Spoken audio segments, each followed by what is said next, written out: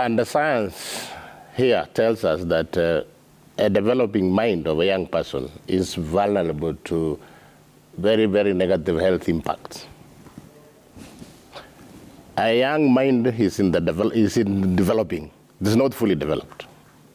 So the moment you subject their developing mind to those substances, it will impair the normal growth, and it will affect the young people more than the adults, because the adults, they have a fully grown brain. That is what science tells us. And therefore, really, parents need to understand the risk they are exposing their young ones to, abusing drugs.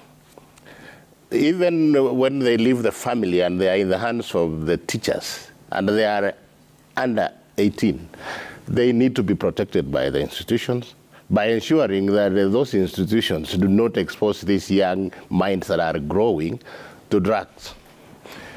Having said that, let me try to answer the question where the rain started beating us. And I think I don't have the answer. I can only give my view, and you can have yours.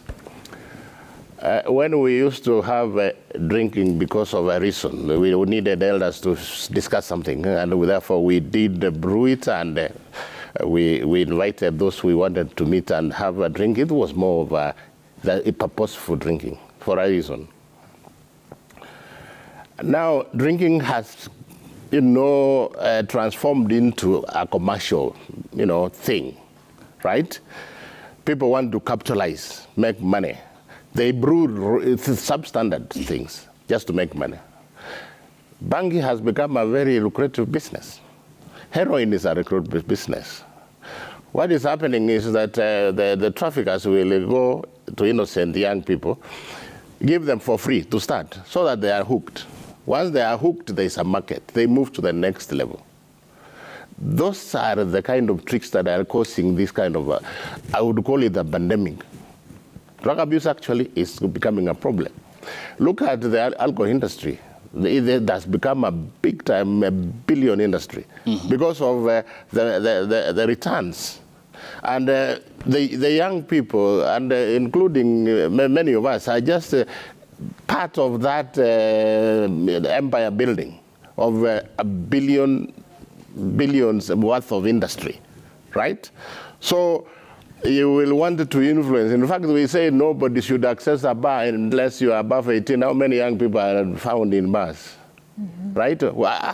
How does this happen? And it's an offense to allow young people to... But what are the recommendations that, from your survey, what are then your recommendations? Because if under 18s can access bars to drink and they are not allowed by law, then what do you recommend other institutions for an action to be taken? And is that reflected in your report? Yeah, we have actually come out with very, very elaborate recommendations. Every survey we do has a section on what needs to be done, right? And in the case of, for example, the underage drinking, we are blaming the parent in the family setup, right? And we are saying, look at it. As a parent, you are the creator of this child. You know how the child has grown up. If you are keen, you will start to observe certain things that are not part of what you have known this child to be. And that is a red flag. So be watchful. This is a recommendation as a parent. Institutions, we have actually assisted institutions to come up with guidelines that will help them to identify a drug problem in an institution. And we worked this with the Ministry of Education. In fact, it's a Ministry of Education guidelines. We, as the authority, only supported them with technical support to come up with the guidelines. These guidelines, when you, as a teacher, it's a handbook to deal with drug in our institutions, right? We have talked about this, staff within the institutions. They are actually agents. Some of them are actually trafficking. So you want a drug, you go to the cook and you will access it. We have even had cases, evidence that the teachers, some teachers are also doing this. They are actually the distribution network. They are part of the distribution network. And we have warned out of this. So when we put all these facts there, we say, do something as parents. Do something as teachers. But how do you blame the parent when a liquor joint has been licensed to operate next door, the parent probably spends the day at work, most of it. How do you even blame this parent? How much can they do beyond what they're trying to do within the confines of their home? If the very people who are supposed to be regulating the mushrooming of these liquor joints are not doing their work. Just next door, a child, while the parent is at work, can access this. There is loud music at a particular joint operating within the estate. How do you blame the parent in such? By the way, we as an authority, we don't want to apportion blame. What we do is to put the facts there and engage. Yeah. And what we are doing, for example, with the engagement with the counties, we are telling them you have the mandate to license. Look at where you are licensing.